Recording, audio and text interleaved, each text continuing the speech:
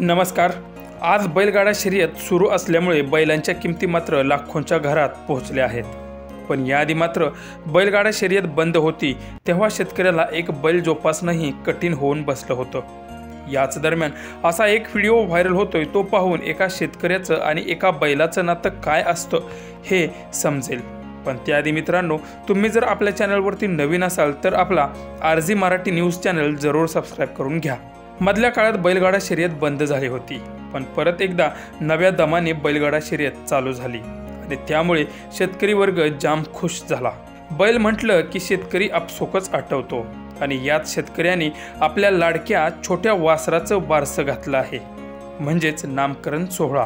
व्हिडिओमध्ये तुम्ही पाहू शकता की वासराचं नामकरण सोहळ्यासाठी या शेतकऱ्याने चक्क मंडप घातलेला आहे, त्याचं बॅनरही छापलं असून या सोहळ्यासाठी या शेतकऱ्याने त्यांच्या नातेवाईकांना आणि गावातील लोकांनाही आमंत्रित केलं होतं।